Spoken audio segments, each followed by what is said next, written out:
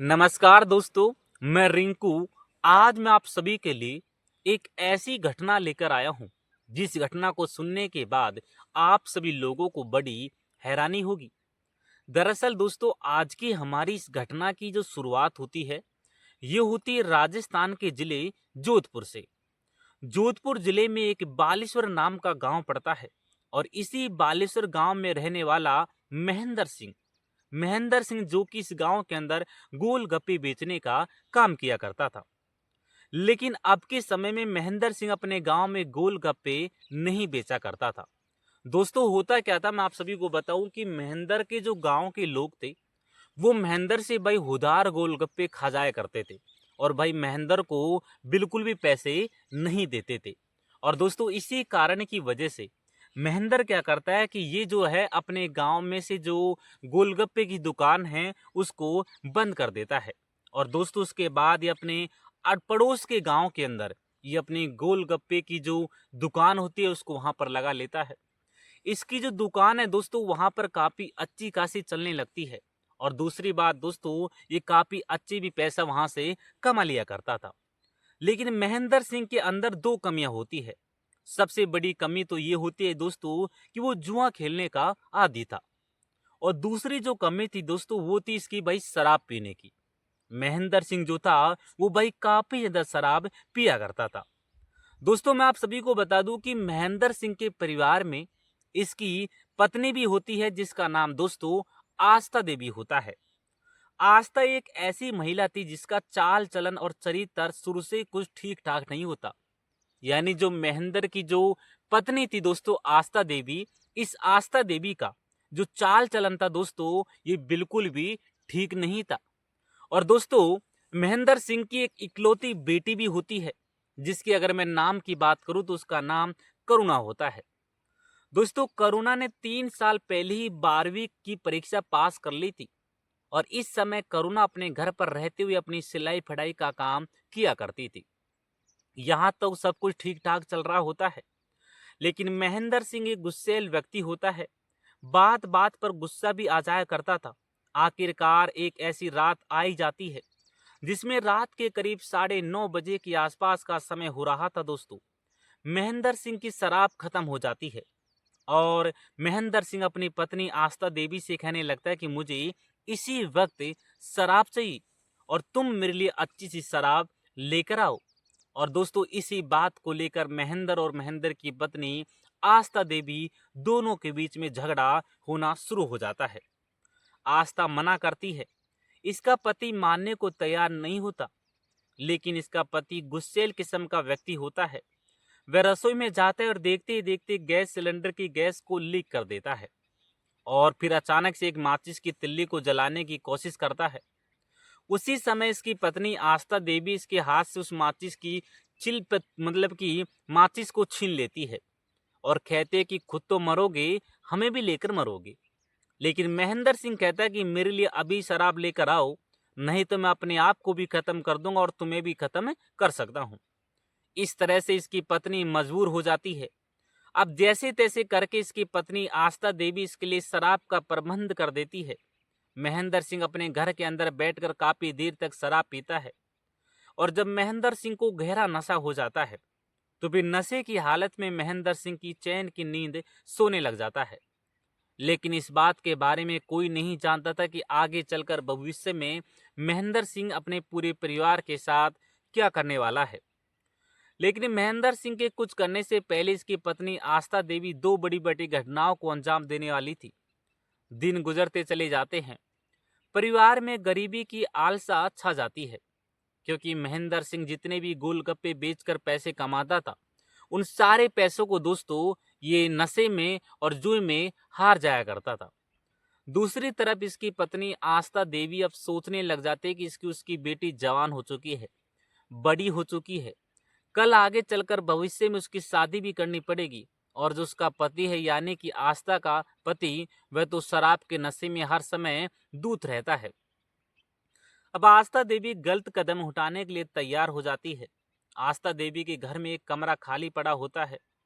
आस्था अब सोचने लग जाती है कि क्यों ना इस कमरे को किराए पर देना चाहिए। किराए पर देकर जो पैसे आएंगे उन्हीं से मैं अपना घर का खर्चा निकालूंगी। इसके बाद आस्था देवी अपने पड़ोसियों से कहने लगते कि अगर कोई किराएदार मिल जाए तो बड़ी अच्छी मेहरबानी होगी। जैसे ही तुम्हें किराएदार मिल जाए तो हमें बता देना। और इस तरह से पड़ोसियों की ये बात बता दी जाती है। यानी आस्था देवी जो है दोस्तों अपने सभी पड़ोसी, जितने भी अड़ोसी पड़ोसी होते हैं अपने आसपास से, सभी अड़ोसी पड़ोसियों को ये सूचना दे देती है कि अगर कोई भी किराएदार अगर तुम्हारे घर पर आए कोई कमरा लेने के लिए तो मेरा कमरे के बारे में उन्हें जरूर बताना। लेकिन कई दिनों का वक्त गुजर जाने के बाद भी इसका कमरा खाली पड़ा रह जाता है। कोई भी किराएदार उसमें नहीं आता। आखिरकार 3-4 दिनों का वक्त गुजर जाने के बाद इस गांव के अंदर एक स्कूल चपरासी आ जाता है। स्कूल चपरासी जो इसी गांव के स्कूल में चपरासी होता है, ये कई दिनों पहले इस गांव में आया था, लेकिन उसका घर यहाँ से लगभग 200 किलोमीटर दूर होता है। वो स्कूल चपरासी जिसका नाम उत्तम सिंह होता है, सोचने लगता है कि क्यों ना इसी गांव के अंदर कोई कमरा किराए पर ले लिया जाए। और इसके बाद स्कूल चपरासी उत्तम सिंह इस गांव के अंदर किसी कमरे की तलाश करने लग जाता है। सुबह से शाम हो जाते कई व्यक्तियों से पूछा जाता है कि कोई कमरा खाली पड़ा है क्या, लेकिन पूरे गांव के लोग जो हैं इसको वही मना कर देते हैं। कहते हैं कि हमारे पास कोई भी कमरा किराए पर देने के लिए नहीं है। थक हार कर ये लड़का शाम के 4 बजे के आसपास इस महिला आस्था देवी के घर की तरफ आ जाता है। सौभाग्य की बात ये होती कि उत्तम सिंह का नाम लड़का का महिला आस्था देवी के घर के दरवाजे पर दस्तक देने लग जाता है। और जब आस्था देवी को ये दस्तक की आवाज सुनती है तो आस्था देवी अपने घर का दरवाजा खोल लेती है। आज आस्था देवी अपने घर में अकेली होती है क्योंकि इसकी बेटी करुणा अपने पड़ोस की एक सहेली के घर पर गई हुई थी और इसका पति गोलगप्पे बेचने के लिए गया हुआ था। जब आस्था देवी अपने घर का दरवाजा खोलती है और तो वे देखती कि उसके घर के सामने बड़ा ही हैंडसम और नौजवान लड़का खड़ा होता है। आस्था देवी इस हैंडसम और नौजवान लड़के को देखकर बड़ी हैरान रह जाती है। आस्था देवी टकटकी लगाए इस लड़के की तरफ लगातार देखती रहती है। दूसरी तरफ जब उत्तम सिंह स्कूल चपरासी की नजर इस महिला आस्था देवी पर पड़ती है और इसकी खूबसूरती को देखकर उत्तम सिंह भी खुश हो जाता है। उत्तम सिंह इस महिला की खूबसूरती को लगातार देखता रहता है। इसी बीच ये महिला सहदेवी उत्तम सिंह से पूछने लगते कि तुमने घर के दरवाजे पर दस्तक क्यों दी है। यानी जो आस्था देवी है वो वही चपरासी से लड़के से पूछने लगते कि आखिर तुम मेरे दरवाजे के आगे क्यों खड़े हो। तभी लड़का अपनी मजबूरी बताते हुए कहने लगता है कि मुझे कमरे की सख्त जरूरत है, मुझे कमरा किराया पर लेना है, लेकिन इसी गांव के अंदर मुझे कोई भी कमरा किराया पर नहीं मिला है। ये महिला आस्था देवी उसी समय खुश हो जाती है। आस्था देवी कहने लगते कि तुम बिल्कुल सही जगह पर आए हो क्योंकि मेरे पास एक कमरा खाली पड़ा है और वह कमरा बहुत ही अच्छा है, तुम एक बार उस कमरे को देख सकते हो। और इस तरह से स्कूल चपड़ा से उत्तम सिंह अपने उस कमरे को देख लेता है। कमरा भी इसको काफी पसंद आ जाता है, लेकिन कमरे से ज्यादा उत्तम सिंह को ये महिला पसंद आ चुकी होती है। दूसरी तरफ आस्था देवी इस लड़के को देखकर ये सोचने लग जाती है कि अगर ये लड़का इस कमरे के अंदर रहना शुरू कर देता है तो मेरी सारी इच्छाएं जो है पूरी हो जाएगी। यानी कहीं ना कहीं दोस्तों आस्था देवी के मन में भी इस लड़के के प्रति बहुत ही गलत विचार चल रहे थे। वो इस लड़के को लेकर बहुत सारी ऐसी बातें सोच रही थी जिन्हें आगे चलकर आप सभी को एक एक बातें पता चलेंगी। दोस्तों उसके बाद दोनों के मन के अंदर ये भावनाएं जाग उठती है और इस तरह से ये लड़का इस महिला से कहने लगता है कि मैं कल से यहाँ रहना शुरू कर देता हूँ। लेकिन ये महिला सदैव इस लड़के से कहने लगती है कि 1 महीना का एडवांस किराया देना पड़ेगा। उत्तम सिंह उसी समय अपनी जेब से पैसे निकालता है और इस महिला को दे देता है। ये महिला भी काफी खुश हो जाती है और इस तरह से लड़का अब इस घर के एक कमरे में रहना शुरू कर देता है। आखिरकार दिन गुजरते चले जाते हैं। धीरे धीरे करके इन दोनों के बीच की दूरियां होती है और खत्म होने लग जाती है। ये दोनों एक दूसरे की तरफ आकर्षित होने लग जाते हैं और आखिरकार दोस्तों एक तारीख आई जाती है जिसमें 18 अक्टूबर 2025 का दिन होता है। सुबह के लगभग 8 बजे के आसपास का वक्त होता है और आस्था देवी का पति महेंद्र सिंह गोलगप्पे बेचने के लिए दूसरे गांव में चला जाता है। थोड़ी देर के बाद करुणा भी अपनी सहेली के घर पर किसी जरूरी काम से चली जाती है और आस्था देवी अपने घर के अंदर अकेली रह जाती है। दूसरी तरफ उत्तम सिंह सोचने लगता है कि ये महिला आज अपने घर पर बिल्कुल अकेली है। आज उत्तम सिंह का इरादा कुछ और ही होता है। उत्तम सिंह अपने स्कूल में भी नहीं जाता। 10 मिनट का वक्त गुजर जाने के बाद उत्तम सिंह इसके घर के अंदर आ जाता है और इस महिला से कहने लगता है कि देखो, आज तुम घर पर बिल्कुल अकेली हो। आस्था देवी भी यही चाहती थी कि आस्था देवी कहते कि इस अकेलेपन का फायदा आज मुझे उठाना है, और आस्था देवी उसी समय अपने घर का मुख्य दरवाजा बंद कर देती है। और फिर इसके बाद आस्था देवी अपनी मर्जी से इस स्कूल चपड़ासी उत्तम सिंह को लेकर अपने कमरे के अंदर चली जाती है, और फिर इसके बाद इन दोनों के बीच गलत रिश्ते कायम होने लग जाते हैं। स्कूल चपड़ासी उत्तम सिंह और आस्था देवी दोनों इस गलत काम को तब तक करते हैं जब तक दोनों का मन खुश नहीं हो जाता। आखिरकार जैसे ही दोनों का मन खुश हो जाता है तो इसके बाद ये महिला उत्तम सिंह स्कूल चपड़ासी से कहने लगते हैं कि मुझे 2,000 रुपये की सख्त जरूरत है।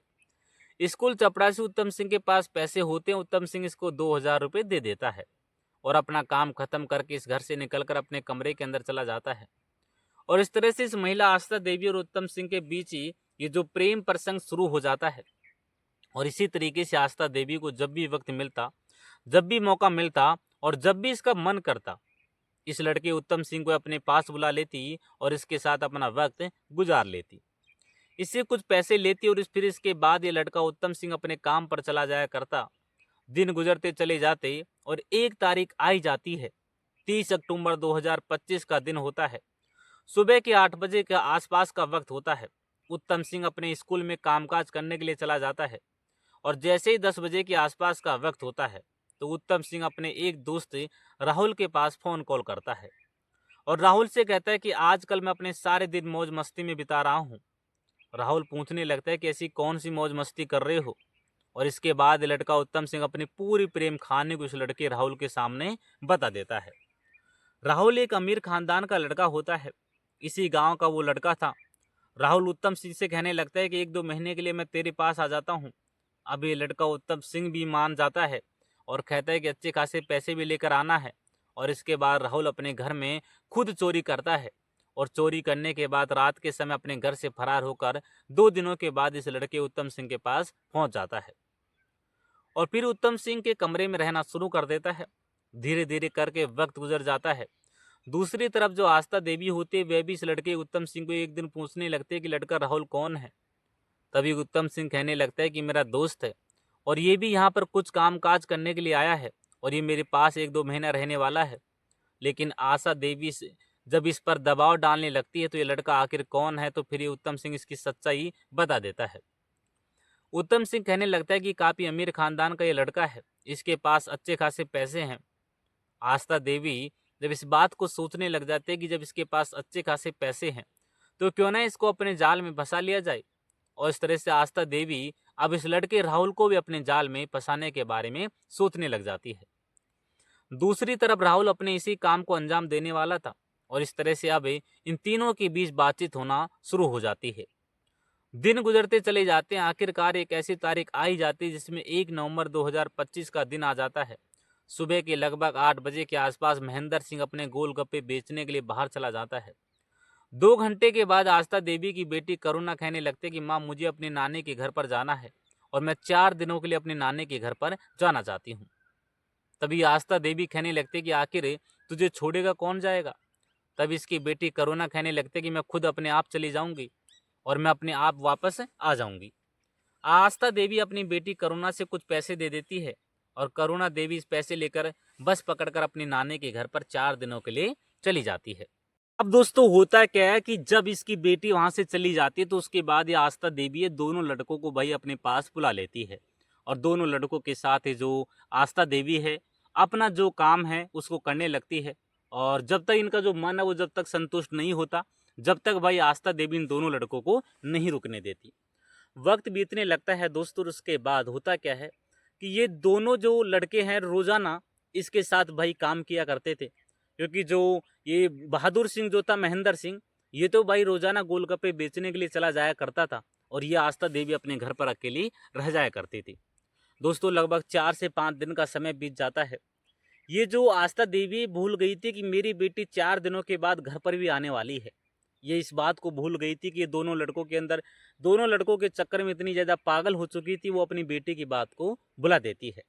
और उसके बाद दोस्तों होता क्या है कि जो आस्था देवी है 5वें दिन अपने दोनों लड़कों को अपने कमरे में बुलाकर वो सब काम कर ही रही थी। तभी दोस्तों जिसकी जो बेटी है दोस्तों करुणा, ये वह अपने नानी के घर से अपने घर पर आ जाती है और आने के बाद दोस्तों जब सीधी अपनी माँ के घर पर आती है, माँ के कमरे में आती है, और माँ के कमरे में आने के बाद दोस्तों ये लड़की जो है जब देखती है तो इसकी जो आंखें हैं वो फटी की फटी रह जाती है, क्योंकि इसकी जो माँ थी अपने घर के जो कमरा किराए पर ले रखे लड़कों के साथ वो सब काम कर रही थी। वो लड़की जब इन दोनों को देखती है, अपनी माँ को और दोनों लड़कों को, तो एक अलग ही आश्चर्यचकित में पड़ जाती है और उसकी आंखें फटी की फटी रह जाती है। लेकिन उसके बाद दोस्तों जैसे ही करुणा की माँ को इस बात के बारे में पता चलता है तो उसने सोचा कि मामला गड़बड़ हो सकता है, तो मैं ऐसा करती हूँ कि मैं अपनी बेटी को भी अंदर ही बुला लेती हूँ, वरना अगर इसने इसके पापा को बता दिया तो सारा जो प्लान है चौपट में पड़ सकता है। और उसके बाद दोस्तों आस्था देवी अपनी बेटी को भी अंदर ही बुला लेती है और भाई दोनों लड़कों का जो मजबूर जो प्यार होता है दोस्तों अपनी बेटी को भी पूरी तरीके से दिलाने लगती है। अब दोस्तों उसके बाद करुणा भी इस बात से एग्री हो जाती है, करुणा को भी अच्छा लगने लगता है। वो अपनी माँ की बात को मानकर दोस्तों दोनों माँ बेटी जो है एक ही कमरे में अपना जो आराम है, अपना जो खुशी है वो महसूस करने लगती है। लेकिन दोस्तों दोनों माँ बेटी को ये पता नहीं था कि आगे चलकर मेरे साथ हमारे साथ क्या होने वाला है। दोस्तों दोनों माँ बेटी जब भी इन्हें मौका मिलता, जब भी इनका मन करता, ये भाई काम किया करती थी। दोस्तों एक दिन का वक्त होता है, सुबह के लगभग 11 बजे के आसपास का समय हो रहा था। करुणा भी स्कूल में नहीं गई थी और करुणा जो है अपनी माँ के साथ दोनों लड़कों के साथ कमरे में ये दोनों चारों एक दूसरे के साथ वही गलत काम करना शुरू कर देते हैं। तभी दोस्तों एक दिन जो करुणा का पापा है महेंद्र सिंह, वो भाई एक गोलगप्पे की दुकान से थोड़ा जल्दी किसी काम से घर पर आ जाता है और घर पर आने के बाद वो जब अपनी बेटी और अपनी पत्नी को दोनों लड़कों के साथ वो सब काम करते हुए देखता है तो भाई वो जो है नशे में तो पहले ही था और दोस्तों नशे की हालत में वो क्या करता है कि अपनी बेटी और जो अपनी पत्नी है दोनों को ही भगवान के पास पहुंचा देता है। यानी उसे इतना बड़ा गुस्सा आता है कि वो उसी गुस्से के चलते हुए और शराब के नशे में दोस्तों माँ और बेटी दोनों को ही इस दुनिया से हमेशा के लिए हटा देता है। क्योंकि दोस्तों इसकी जो पत्नी और इसकी बेटी जो थी दो लड़कों के साथ, जो कि घर के ही लड़के थे किराएदार, उन्हीं के साथ दोस्तों एक अलग ही अवस्था में कमरे में पड़ी हुई थी। तो दोस्तों इस तरीके से एक ही पति ने अपनी बेटी और पत्नी दोनों को भगवान के पास पहुंचाया। उम्मीद करता हूं कि जो घटना मैंने आप सभी को बताई है वो सारी घटना मैंने आप सभी को बताई जो बिल्कुल आपकी समझ में आ चुकी होगी। बाकी दोस्तों देखो मैं आप सभी को बताऊं कि अगर जो आस्था में अगर दिमाग होता और ये अगर संस्कारी लड़की होती तो शायद ये ऐसा कदम कभी भी नहीं उठाती। बाकी मेरे हिसाब से बताऊं तो दोस्तों इसमें आस्था की पूरी तरीके से गलती है। बाकी दोस्तों आप मेरी खाई से भी वीडियो देख रहे हो तो भाई वीडियो को लाइक करके चैनल को सब्सक्राइब करके दोस्तों आप एक प्यारा सा कमेंट इस वीडियो के कमेंट में ज़रूर लिखना, ताकि मुझे पता चले कि मेरी जो वीडियो वो कहाँ तक पहुँच रही है। मिलते हैं दोस्तों किसी नेक्स्ट वीडियो में, आज के लिए इतना ही। जय हिंद और वंदे मातरम।